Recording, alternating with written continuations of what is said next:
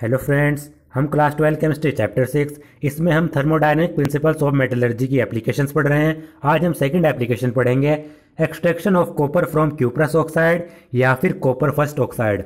हमें cuprous oxide से copper को एक्सट्रैक्ट करना है। इन the graph of delta G versus T for the formation of oxide, the CU2O line is almost at the top.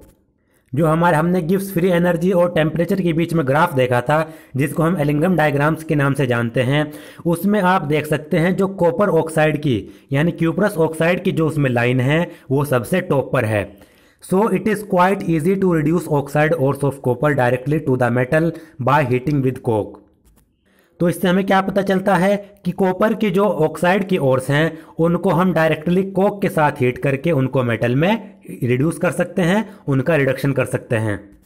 The lines carbon to carbon monoxide and carbon to carbon dioxide are at much lower position in the graph, particularly after 500 to 600 kelvin. तो आप इसका जो मैं diagram आपको दिखाऊंगा उसमें आप देखेंगे कि जो कार्बन से कार्बन मोनोऑक्साइड वाली जो लाइन है ग्राफ में, और कार्बन से कार्बन डाइऑक्साइड जो बन रहा है इसकी जो लाइन है ग्राफ में, वो 500 से 600 केल्विन टेम्परेचर के बाद बहुत ज़्यादा नीचे आ जाती हैं। तो देख सकते हैं आप ग्राफ में।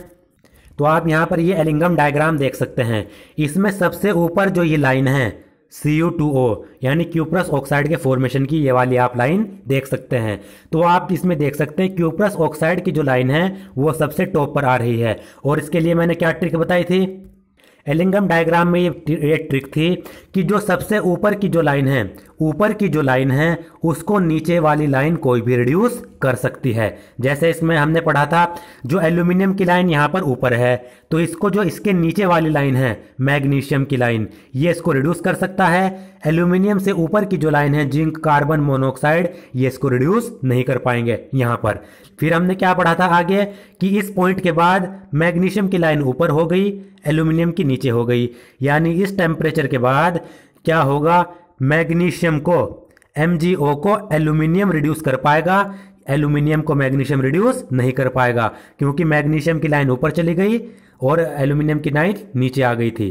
तो इसमें यही है, कॉपर की लाइन यहाँ पर सबसे ऊपर है, बाकी सभी लाइन इसके नीचे ही हैं लगभग, सिर्फ इस वाली लाइन को छोड़कर। यानी ये वाला जो टेम्परेचर है लगभग 200 डिग्री सेल्सियस से नीचे, ये वाली जो लाइन है यहाँ पर कार्बन मोनोऑक्साइड की, बस यही थोड़ी सी यहाँ पर ऊपर आ रही है। बाकी अगर आप देखें हर एक टेम्परेचर पर हर एक लाइन इस कॉपर ऑक्साइड के नीचे आ रही है। आप यहाँ पर देखेंगे ये आयरन की लाइन इससे नीचे है, कार्बन डाइऑक्साइड की लाइन इससे नीचे है, और इस टेम्परेचर के बाद ये कार्बन मोनोऑक्साइड की लाइन भी इससे नीचे है, और जिंक की लाइन भी इससे नीचे है। यानी इससे हमें क्या पता चलता है, इससे हमें पता लगता है कि जो क्यूप्रस ऑक्साइड है उसको सभी के सभी क्या कर सकते हैं, रिड्यूस कर सकते हैं, क्योंकि उनकी लाइन इससे नीचे है। तो आप यहाँ पर अगर देखें कार्बन, क्योंकि हम जो रिड्यूसिंग एजेंट है वो ज़्यादा कौन सा यूज़ करते हैं, कोक रिड्यूसिंग एजेंट यूज़ करते हैं, क्योंकि ये इजी ऑब्टेन हो जाता है, इजीली प्राप्त हो जाता है और चीप होता है यानी सस्ता होता है। तो कार्बन से कार्बन मोनोऑक्साइड बन रहा है। अगर मैं ये वाली लाइन देखूं तो ये वाली लाइन आप देख सकते हैं कुछ यहाँ पर आ रही है इस तरीके से। तो इस लाइन में देखिए इस टेम्परेचर के बाद यानी लगभग 450 केल्विन के बाद, अगर इस ग्राफ के हिसाब से आप देखें तो लगभग 450 केल्विन के बाद क्या हो रहा है, जो कार्बन से कार्बन मोनोऑक्साइड वाली लाइन है इस पॉइंट के बाद, कार्बन से कार्बन मोनोऑक्साइड वाली लाइन है वो क्यूप्रस ऑक्साइड की लाइन से नीचे आ रही है। यानी इस टेम्परेचर के बाद जो कार्बन है वो आसानी से क्यूप्रस ऑक्साइड को क्या कर देगा, रिड्यूस कर देगा। और ये टेम्परेचर रेंज लगभग कितनी बताई गई है हमें, ये बताई गई है लगभग 500 से 600 केल्विन। लगभग 500 से 600 केल्विन टेम्परेचर के बाद जो कार्बन है वो आसानी से क्यूप्रस ऑक्साइड को क्या कर देगा, रिड्यूस कर देगा, और क्यूप्रस ऑक्साइड से हमें क्या मिल जाएगा, कॉपर मेटल मिल जाएगा। तो ये आपने यहाँ पर देखा। साथ ही साथ आपको एक दूसरी लाइन भी इसमें दी गई है, कार्बन से कार्बन डाइऑक्साइड वाली लाइन, ये वाली लाइन। तो आप देख सकते हैं ये वाली लाइन पूरी की पूरी हर एक टेम्परेचर पे किससे नीचे है, क्यूप्रस ऑक्साइड वाली लाइन से नीचे है। तो ये आसानी से इसको रिड्यूस कर देगी। However, many of the ores are sulfide and some may also contain iron। तो ज़्यादातर जो कॉपर ऑक्साइड की जो ओर्स होती हैं, कॉपर की जो ओर्स होती हैं वो सल्फाइड ओर होती हैं, और कॉपर की कुछ ऐसी भी ओर हैं जिसमें आयरन मौजूद होता है। द सल्फाइड और are roasted smelted to give oxide. तो ये हमने पढ़ा है। सबसे पहले क्या किया जाएगा, कॉपर की जो ओर हैं उनकी रोस्टिंग की जाएगी रिवर्बरेटरी फर्नेस में। रोस्टिंग का मतलब है उसको ऑक्सीजन की प्रेजेंस में हीट किया जाएगा और कॉपर सल्फाइड ओर को किस में कन्वर्ट किया जाएगा, कॉपर के ऑक्साइड्स में। तो यहां पर मैं आपको कुछ कॉपर की और दिखा देता हूं, जैसे कि copper pyrite CuFeS2, malachite CuCO3.COH का whole twice, cuprite Cu2O, copper glance Cu2S। ये कॉपर की ओर्स होती हैं। इसमें हम इसका Cu2S का इस्तेमाल करेंगे और CuFeS2 की इसकी रिएक्शन हम पढ़ेंगे। तो देखिए, तो यहाँ पर देखिए हमने कॉपर सल्फाइड ओर ली Cu2S, इसको हम कॉपर ग्लांस के नाम से जानते हैं। सबसे पहले हम क्या करेंगे, इसकी रोस्टिंग करेंगे। रोस्टिंग में क्या करना होता है, इसको जो हमारे पास कॉपर की सल्फाइड ओर है इसको हम हीट करेंगे ऑक्सीजन के साथ। ऑक्सीजन के साथ हीट करने पर आपको क्या होगा, यहाँ से सल्फर ऑक्सीजन के साथ मिलकर सल्फर डाइऑक्साइड के रूप में बाहर निकल जाएगा SO2 के रूप में। 6 ऑक्सीजन थे हमारे पास, 4 ऑक्सीजन निकल गए, बचे कितने, 2 ऑक्सीजन। जो 2 ऑक्सीजन है वो कॉपर के साथ मिलकर क्यूप्रस ऑक्साइड बना लेंगे यहाँ पर। तो रोस्टिंग प्रोसेस में हमने क्या किया, कॉपर की सल्फाइड ओर को ऑक्सीजन के साथ हीट किया, जिससे कॉपर कन्वर्ट हो गया कॉपर ऑक्साइड में, क्यूप्रस ऑक्साइड में, और सल्फर डाइऑक्साइड यहां से बाहर निकल गई। अब जो ये क्यूप्रस ऑक्साइड है इसकी करनी है हमें रिडक्शन। रिडक्शन करने के लिए हम क्या करेंगे, रिडक्शन करने के लिए हम कार्बन का इस्तेमाल करेंगे, क्योंकि कार्बन रिड्यूसिंग एजेंट है और कार्बन की जो लाइन है वो लगभग 506 से 600 केल्विन के बाद उसकी जो लाइन है एलिंगम डायग्राम में वो नीचे भी आ रही है। तो यहाँ पर क्या करेंगे, हम क्यूप्रस फर्स्ट ऑक्साइड की रिएक्शन कराएंगे कोक के साथ, कार्बन के साथ। कार्बन रिड्यूसिंग एजेंट है, ये क्या करेगा, इससे ऑक्सीजन निकाल लेगा Cu2O से और कार्बन मोनोऑक्साइड के रूप में बाहर निकल जाएगा। अब इससे जो ये Cu2O ने ऑक्सीजन को रिलीज कर दिया, मतलब कार्बन ने इससे ऑक्सीजन को निकाल लिया, बचा क्या हमारे पास कॉपर, प्योर कॉपर यहाँ पर हमें मिल जाएगा। तो इस तरीके से हम करते हैं। पहले इसको हमने क्या किया, कॉपर की सल्फाइड और की रोस्टिंग की, ऑक्साइड में इसको कन्वर्ट कर लिया, फिर ऑक्साइड का हमने कार्बन की प्रोसेस में रिडक्शन करा लिया, हमें मिल गया pure copper. In actual process the ore is heated in a reverberatory furnace after mixing with silica. In the furnace, iron oxide slags off as iron silicate is formed. Actual process में क्या होता है, जिन copper की ओर में iron की impurities होती हैं उनको रिवर्बरेटरी फर्नेस में हीट किया जाता है, और रिवर्बरेटरी फर्नेस में हीट करने से पहले उनमें सिलिका मिला दी जाती है। अब ये सिलिका क्यों मिलाई जाती है, सिलिका यहाँ पर काम करती है फ्लक्स का। जो ये सिलिका है ये फ्लक्स का काम करती है। ये आयरन के ऑक्साइड के साथ मिलकर क्या कर लेती है, स्लैग बना लेती है, FeSiO3। स्लैग क्यों बनाते हैं यहाँ पर, क्योंकि स्लैग को निकालना आसान होता है, आयरन की ऑक्साइड को निकालना इतना आसान नहीं होता। तो यहाँ पर स्लैग क्यों बना रहे हैं, क्योंकि स्लैग को निकालना आसान है। जो कॉपर की ओर में जो यहाँ पर गैंग होगी, इंप्योरिटीज होगी, उनको निकालना इतना आसान नहीं है। यानी गैंग के मुकाबले स्लैग को निकालना आसान है, इसलिए आयरन ऑक्साइड का स्लैग बना लिया जाता है सिलिका मिलाकर। In the furnace, iron oxide slag off as iron silicate. Copper is produced in the form of copper matte. This contains Cu2S and Fes. अब आयरन ऑक्साइड तो क्या बना लिया, स्लैग बना लिया आयरन ऑक्साइड ने। अब जो कॉपर होता है वो बना लेता है कॉपर मैटी। ये कॉपर मैटी क्या होता है, कॉपर मैटी होता है Cu2S और Fes। आपको ये याद रखना है, ये पूछा जाता है Cu2S plus Fes is equal to copper matte. ये कॉपर मैटी क्या है, Cu2S और Fes का मिक्सचर है। तो इसका डायरेक्टली ये आपको पूछा जा सकता है, Cu2S प्लस Fes ये क्या कहलाता है, कॉपर मैटी। इसका नाम आपको याद रखना है, इंपॉर्टेंट है। अब इसमें रिएक्शन कैसे होती है मैं आपको बता देता हूं। यहाँ पर देखिए, अब हमारे पास है CuFeS2, यानी कॉपर की वह और जिसमें आयरन की अशुद्धियां मौजूद है, आयरन मौजूद है। इसको हम क्या कहते हैं, CuFeS2 को, इसको कहते हैं हम कॉपर पायराइट। तो इस कॉपर पायराइट को हम सबसे पहले क्या करेंगे, इसकी करेंगे रोस्टिंग। तो देखिए, कॉपर पायराइट की हमने की रोस्टिंग, CuFeS2। रोस्टिंग के लिए इसको ऑक्सीजन की प्रेजेंस में हीट करेंगे। ऑक्सीजन की प्रेजेंस में इसको हमने क्या किया, हीट किया। तो यहाँ पर हीट करने पर क्या होता है, CuFeS2 से हमारा Cu2S बनता है, कॉपर का सल्फाइड, और यहाँ पर 2Fes बनते हैं, और ये दोनों क्या कहलाते हैं, ये कहलाते हैं कॉपर मैटी। प्लस इसमें SO2 गैस बाहर निकल जाती है। तो कॉपर की हमने वह और ली कॉपर पायराइट जिसमें आयरन है। इसके लिए हम क्या करेंगे, इसको रिवर्बरेटरी फर्नेस में हीट करेंगे, इसकी रोस्टिंग कराएंगे, जिससे CuFeS2 से कॉपर पायराइट से हमें मिलेगा कॉपर मेटी। कॉपर मेटी यानी Cu2S प्लस 2Fe। कॉपर मेटी मिल गया, SO2 गैस इससे बाहर निकल गई। अब जो ये कॉपर मेटी है, इस कॉपर मेटी में आप देख सकते हैं आयरन का सल्फाइड भी है, आयरन की इम्प्योरिटी है, और इसमें भी Cu2S में सल्फाइड है।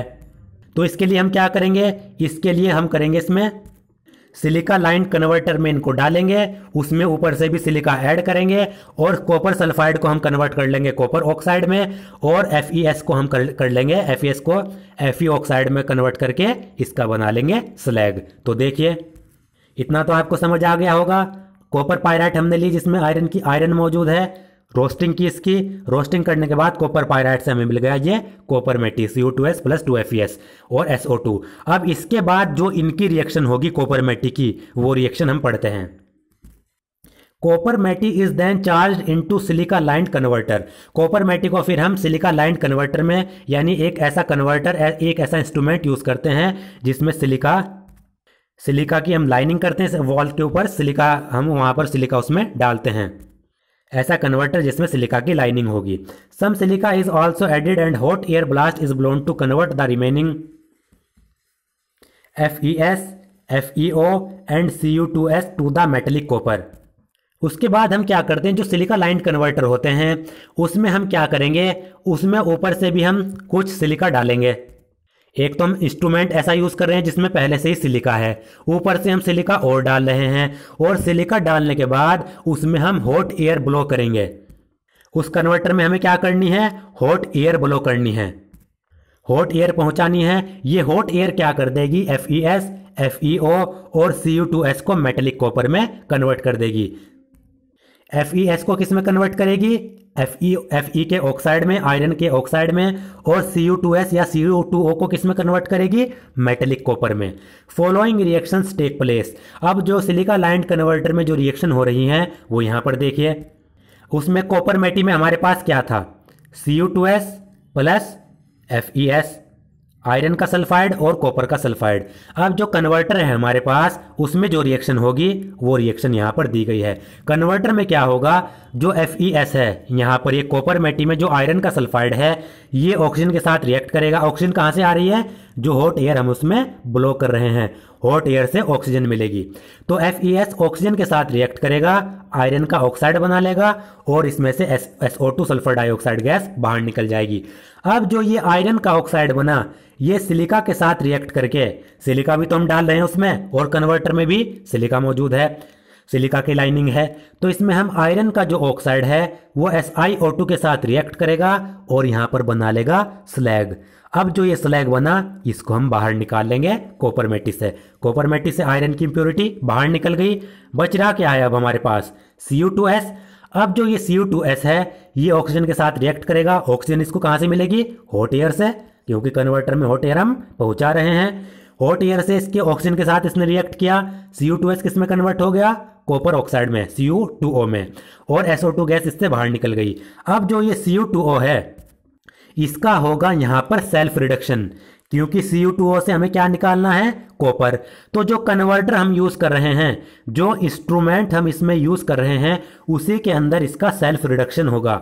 सेल्फ रिडक्शन होने के लिए क्या होगा, जो ये क्यूप्रस फर्स्ट ऑक्साइड हमारे पास बना Cu2O, ये जो बचा हुआ Cu2S है उसके साथ वापस से रिएक्ट करेगा, क्योंकि Cu2S तो उसमें काफी होगा। कुछ Cu2S 2 मोल किस में कन्वर्ट हो गए, क्यूप्रस ऑक्साइड में। अब जो ये क्यूप्रस ऑक्साइड बना, ये बचे हुए Cu2S के साथ, जो ये क्यूप्रस ऑक्साइड बना, ये बचे हुए Cu2S के साथ वापस से रिएक्ट करेगा और इसको कन्वर्ट कर देगा कॉपर में, और सल्फर डाइऑक्साइड गैस बाहर निकल जाएगी, और हमें सेल्फ रिडक्शन से क्या मिल गया, कॉपर मिल गया। इसको सेल्फ रिडक्शन क्यों कहा जा रहा है, क्योंकि इसी रिएक्शन में, उसी इंस्ट्रूमेंट में, कन्वर्टर में क्यूप्रस ऑक्साइड बन रहा है, और जो ये इसी रिएक्शन में जो क्यूप्रस ऑक्साइड बना, वो बचे हुए क्यूप्रस सल्फाइड के साथ वापस से रिएक्ट कर रहा है और इसको कन्वर्ट कर रहा है कॉपर में। तो यहाँ पर हमें ये मेटेलिक कॉपर मिल जाएगा। लेकिन जो ये कॉपर मिलेगा ये हमें इतना प्योर नहीं मिलेगा, ये मिलेगा हमें ब्लिस्टर कॉपर। ऊपर जो हमें कॉपर मिल रहा था मैं आपको दिखा देता हूं। कॉपर ग्लास से जो हमें कॉपर मिल रहा था ये काफ़ी मात्रा में प्योर था, क्योंकि इसमें सेल्फ रिडक्शन तो नहीं हो रहा था, कार्बन की मदद से इसका रिडक्शन करा रहे थे। लेकिन कॉपर पायराइट से जो हमें सेल्फ रिडक्शन से कॉपर मिला, ये मिल रहा है हमें यहाँ पर सेल्फ रिडक्शन से, तो ये कहलाता है ब्लिस्टर कॉपर। ब्लिस्टर कॉपर क्यों कहलाता है? क्योंकि जो ये हमें कॉपर मिला इसके अंदर होती है सल्फर डाइऑक्साइड गैस। जो सल्फर डाइऑक्साइड गैस होती है, इसमें सल्फर गैस, ये जो SO2 गैस होगी ये इस कॉपर से बाहर निकलने की कोशिश करेगी। जब ये इस कॉपर से ये SO2 गैस बाहर निकलने की कोशिश करेगी तो इसके ऊपर इस तरीके से ब्लिस्टर से बन जाएंगे। ब्लिस्टर कहते हैं जो फोड़े बन जाते हैं, इस तरीके से इसके ऊपर ब्लिस्टर से बन जाएंगे। मान लीजिए ये कोई गोल है, इसके ऊपर यहाँ से इस तरीके से एक फोड़ा बन गया, तो इस कॉपर के ऊपर हमें इस तरीके से ब्लिस्टर से दिखाई देंगे, तो इसलिए हम इसको कहते हैं blister copper. The solidified copper obtained has blistered appearance due to the evolution of SO2। जो हमें इस रिएक्शन में कॉपर मिला इसके SO2 के इवोल्यूशन के कारण, इससे जो SO2 गैस निकलती है उसके कारण इस पर एक ब्लिस्टर्ड अपीयरेंस आ जाती है, इसलिए हम इसको कहते हैं ब्लिस्टर्ड कॉपर।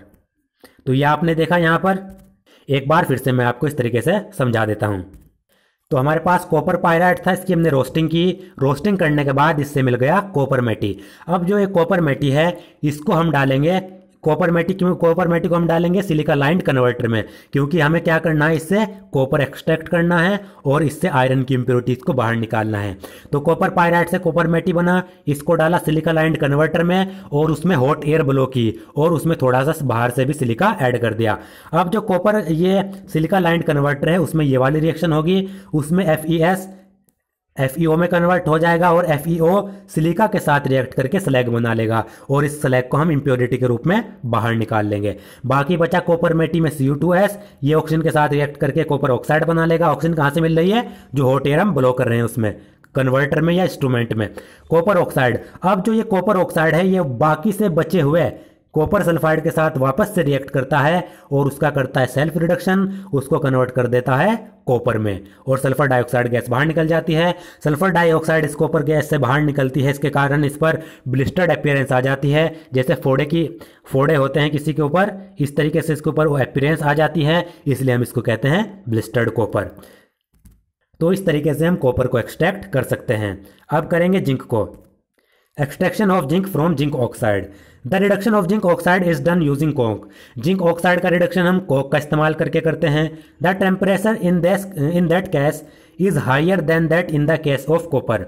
लेकिन हम रिडक्शन कराने के लिए जिंक के केस में जो टेम्परेचर यूज करते हैं वो कॉपर के केस से हायर टेम्परेचर होता है। यानी कॉपर तो कम टेम्परेचर पर ही रिड्यूस हो जाता है, लेकिन जिंक के लिए थोड़ा हायर टेम्परेचर लगता है। जिंक के लिए हायर टेम्परेचर क्यों लगता है वो आप यहां पर देखिए। ऐसा इसलिए क्योंकि कॉपर तो सबसे ऊपर है लिंगम डायग्राम में इसकी लाइनिंग, लेकिन जिंक इसमें बीच में है। इस जिंक से जिंक ऑक्साइड बन रहा है। लिंगम डायग्राम में जो जिंक की लाइनिंग है वो थोड़ा बीच में है। तो लगभग इस टेम्परेचर के बाद जो जिंक की लाइनिंग है वो ऊपर आती है और कार्बन की लाइनिंग नीचे आती है। ये कार्बन की लाइन नीचे आती है। तो हमने इसमें पढ़ा था ऊपर वाली लाइन को नीचे वाली लाइन एक्सट्रैक्ट कर सकती है, रिड्यूस कर सकती है। तो यहाँ पर आप देखिए इस टेम्परेचर से पहले, ये टेम्परेचर मैं आपको दिखा देता हूं, लगभग यहां से इस टेम्परेचर से पहले कार्बन की लाइन ऊपर है, जिंक की लाइन नीचे है। तो कार्बन की लाइन जिंक की लाइन को रिड्यूस नहीं कर सकती, लेकिन इस टेम्परेचर के बाद कार्बन की लाइन नीचे, जिंक की लाइन ये वाली ऊपर, तो रिड्यूस कर सकती है आसानी से। लेकिन कॉपर के केस में क्या हो रहा था? कॉपर के केस में देखिए, कॉपर के केस में जो कार्बन की जो लाइन थी वो थोड़े से टेम्परेचर के बाद ही, लगभग कितने 473 केल्विन के बाद, या फिर मान लीजिए अप्रोक्सीमेटली 500 केल्विन के बाद ही वो क्या हो रही थी, कार्बन की जो लाइन है वो कॉपर की लाइन से नीचे आ रही थी। लेकिन यहाँ पर जिंक के केस में लगभग कितना 1073 केल्विन, 1073 केल्विन के बाद कार्बन की लाइन जिंक की लाइन से नीचे आ रही है। तो आप देख सकते हैं कार्बन 1073 केल्विन के बाद जिंक को रिड्यूस कर पाएगा, लेकिन कॉपर के केस में वो लगभग 500 केल्विन के बाद ही कॉपर को रिड्यूस कर पा रहा था, क्योंकि 500 केल्विन के बाद ही उसकी लाइन नीचे आ रही थी। अब आप समझ गए होंगे कि जो कार्बन है वो जिंक ऑक्साइड को हायर टेम्परेचर पर क्यों रिड्यूस करता है, ये आप समझ गए होंगे। ये हमें एलिंगम डायग्राम से पता लगता है। For the purpose of heating the oxide is made into briquettes with Coke and clay. और हीट करने के लिए जो जिंक के ऑक्साइड हैं उनको कोक और क्ले के साथ ब्रिकेट्स बना लिए जाते हैं। ब्रिकेट्स कहते हैं इनके छोटे छोटे ब्लॉक बना लिए जाते हैं। तो हीटिंग करने के लिए जिंक के ऑक्साइड के कोक और क्ले के साथ छोटे छोटे ब्लॉक बना लिए जाते हैं। तो इसमें रिएक्शन किस तरीके से होगी, पहले देखिए हमारे पास जिंक की ओर है, जिंक ब्लेंड ले लीजिए ZnS। ये हमारे पास जिंक की ओर है। जिंक की ओर की सबसे पहले क्या करनी पड़ेगी, रोस्टिंग, यानी इसको किस में कन्वर्ट करना पड़ेगा, जिंक ऑक्साइड में। तो जिंक ब्लेंड को हमने क्या किया, 3 ऑक्सीजन के साथ रिएक्ट कराया 3O2 के साथ। इससे हमारे पास क्या मिलेगा, जिंक का ऑक्साइड मिलेगा 2ZnO और इसमें क्या निकलेगी, SO2 गैस यहाँ पर बाहर निकल जाएगी। तो सबसे पहले हमने क्या किया, जिंक ब्लेंड की रोस्टिंग की, ऑक्सीजन के साथ इसको रिएक्ट कराया, हीट किया। ऑक्सीजन के साथ हीट करने पर जिंक ऑक्साइड हमें मिल गया। अब जो ये जिंक ऑक्साइड है इसको हम कार्बन के साथ रिड्यूस कर देंगे लगभग 1673 केल्विन पर। इतना टेम्परेचर हमें चाहिए होगा। इसमें से ये क्या करेगा, कार्बन ऑक्सीजन निकाल लेगा यहाँ से और जिंक ऑक्साइड से हमें मिल जाएगा zinc metal. The metal is distilled of and collected by rapid chilling. अब हमें ये मिला, स्मेल्टिंग के बाद हमें मिल गया जिंक। अब जो ये जिंक होता है इसमें भी इम्प्योरिटी होती है, इससे हमें क्या करना पड़ता है, इसको रिफाइन करना पड़ता है। तो रिफाइन करने के लिए हम क्या करते हैं, जिंक का डिस्टिलेशन करते हैं और इसको चिलिंग करने के बाद, ठंडा करने के बाद इसको कलेक्ट कर लेते हैं। अब इसमें डिस्टिलेशन क्यों किया जाता है, क्योंकि जो जिंक यहाँ पर हमें मिला इसके अंदर जो इम्प्योरिटी है, जो जिंक मेटल हमें यहाँ मिला इसके अंदर जो इम्प्योरिटी है उनका जो बॉइलिंग पॉइंट होता है वो तो होता है हाई, और जिंक का जो बॉइलिंग पॉइंट होता है वो होता है लो। जिंक का बॉइलिंग पॉइंट लो होगा, इसके अंदर जो इम्प्योरिटी होगी उसका बॉइलिंग पॉइंट हाई होगा। तो हम क्या करते हैं, यहाँ पर इसका डिस्टिलेशन करते हैं। जैसे हम इसका डिस्टिलेशन करेंगे तो यहाँ पर क्या होगा, थोड़े से टेम्परेचर पर ही ये वेपर में कन्वर्ट हो जाएगा। इम्प्योरिटी का बॉइलिंग पॉइंट हाई था तो ये वेपर में कन्वर्ट नहीं होंगे। फिर जो वेपर है उसको हम ठंडा कर लेंगे, ठंडा करने के बाद उसको हमें प्योर जिंक मिल जाएगा। देखिए कैसे होता है। डिस्टिलेशन के लिए हम क्या करते हैं, 2 वेसल लेते हैं। इस तरीके से मान लीजिए, इस तरीके से 2 वेसल ले लीजिए। यहाँ पर ये वेसल लिया हमने, इसको हमने क्या किया, इस वेसल को दूसरे वेसल से यहाँ पर ये जोड़ दिया। इसमें हम डालेंगे यहाँ पर जिंक जो हमने यहाँ पर स्मेल्टिंग करके एक्सट्रैक्ट किया है, इसको करेंगे हम यहाँ से हीट। तो यहाँ पर क्या होता है, जो जिंक का बॉइलिंग पॉइंट होता है वो लो, जिंक के अंदर जो इम्प्योरिटी होती है इम्प्योरिटी का बॉइलिंग पॉइंट होता है हाई। तो जब हम इसको हीट करते हैं, हीट करने के बाद जिंक का बॉइलिंग पॉइंट लो है, तो जिंक का बॉइलिंग पॉइंट लो होने के कारण वो जल्दी ही वेपर में यहाँ पर कन्वर्ट हो जाता है। जैसे ही वो वेपर में कन्वर्ट होगा तो यहाँ से वो जो हमने ये ट्यूब लगा रखी है इससे वो पास होगा। जब ये ट्यूब से वेपर पास होंगे तो इसको हम यहाँ पर करेंगे इसकी चिलिंग, आइस की मदद से या किसी ठंडे पानी की मदद से इसकी हम यहाँ पर चिलिंग कर देंगे। तो जब वेपर की चिलिंग की जाएगी, कूलिंग की जाएगी, वेपर लिक्विड में कन्वर्ट हो जाएगा। लिक्विड करने के बाद वो ड्रॉप बाय ड्रॉप इसमें इकट्ठा हो जाएगा और हमें प्योर जिंक मिल जाएगा। यहाँ पर जो इम्प्योरिटी थी उनका बॉइलिंग पॉइंट हाई था तो वो इसी कंटेनर में यहाँ पर बची रहती हैं। तो इम्प्योरिटी अलग बॉइलिंग पॉइंट के आधार पर और प्योर जिंक अलग। तो इस तरीके से हम जिंक को एक्सट्रैक्ट करते हैं।